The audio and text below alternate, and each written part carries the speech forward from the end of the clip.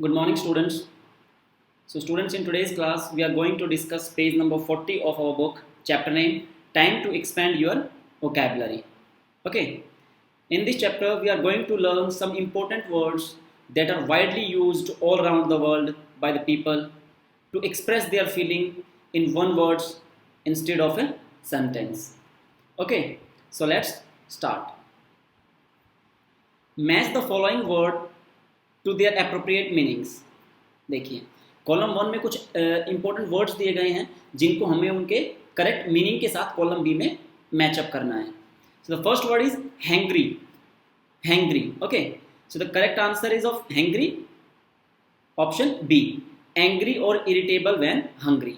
Hangry का मतलब होता है कि जब आप गुस्से में हैं, एंग्री है, या आप भूख के कारण इरिटेट हो गए, आपको भूख लगी हुई है। सो एंग्री और इरिटेबल व्हेन हंग्री, इस पूरे सेंटेंस को हम अगर एक वर्ड में हमें डिफाइन करना हो, that is hangry. Okay, next bestie. Bestie, okay. So bestie का मैचअप करेंगे हम ऑप्शन सी के साथ, ए बेस्ट फ्रेंड। अगर आपका बेस्ट फ्रेंड है, ए बेस्ट फ्रेंड बोलने की बजाय आप उसको बेस्टी भी बोल सकते हैं, so that is also correct. Okay, bestie means A best friend. Okay, next humble brag। humble brag, so the correct option for humble brag is option E। okay, E, a modest statement with the aim to draw attention to something one is proud of। humble brag का मतलब होता है कि एक statement देना जिसका M क्या हो, जिसका मकसद क्या हो, लोगों की अटेंशन को अपनी तरफ ड्रॉ करना, यानी लोगों का ध्यान आकर्षित करना, जो किसी एक बहुत ही अच्छे प्राउडफुल मोमेंट के लिए या किसी प्राउड वन के लिए। ओके, सो उसको क्या कहेंगे, humble brag. Okay, next fourth one is flexitarian. Fourth one is flexitarian. So the correct meaning of flexitarian is a vegetarian who occasionally eats flesh और मीट। कोई एक वेजिटेरियन पर्सन है जो ओकेजनली, कभी कभी फिश या मीट खाता है, सो उसको हम क्या बोलेंगे, फ्लेक्सिटेरियन। ओके, अब देखिए पूरा एक लाइन है, एक सेंटेंस है, a vegetarian who occasionally eats fish और मीट। आप इसको पूरा बोलने की बजाय हम उसको शॉर्ट फॉर्म में एक वर्ड में हम उसको डिफाइन कर सकते हैं, that is flexitarian. Okay, next hackathon.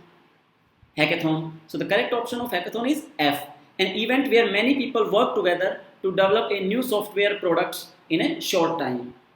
एक ऐसी जगह जहां कई सारे लोग मिलकर काम करते हैं और एक नए सॉफ्टवेयर प्रोडक्ट को डेवलप करते हैं बहुत ही कम समय में, शॉर्ट टाइम पीरियड में।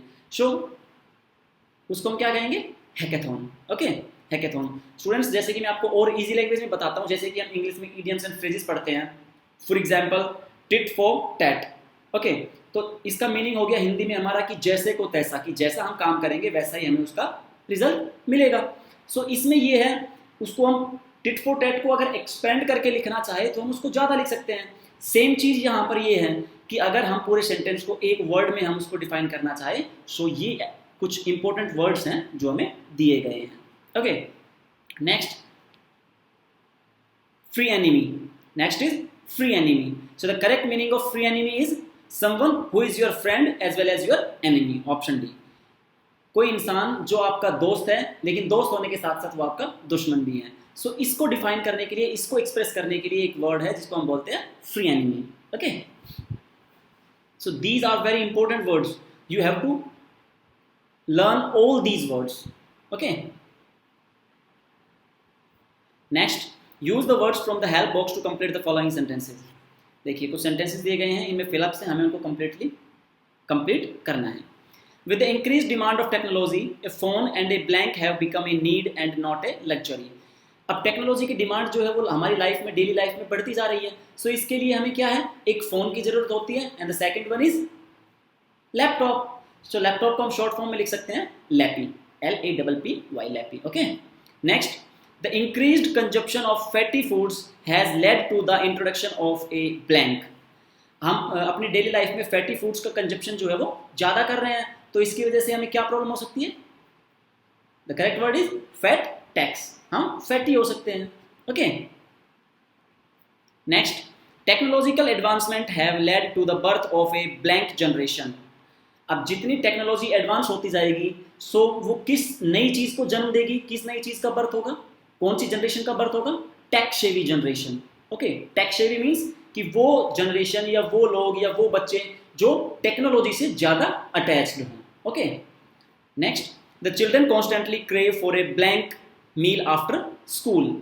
स्कूल के बाद बच्चे जो हैं वो कौन सी मील के लिए सबसे ज़्यादा उत्सुक होते हैं, या लगातार वो उस मील के लिए वो मील लेते हैं वो स्कूल के बाद? So the answer is snacky मील।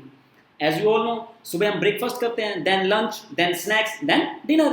तो लंच के स्कूल टाइम के बाद बच्चे स्नैक्स को प्रेफर करते हैं। ओके, स्नैकी मील।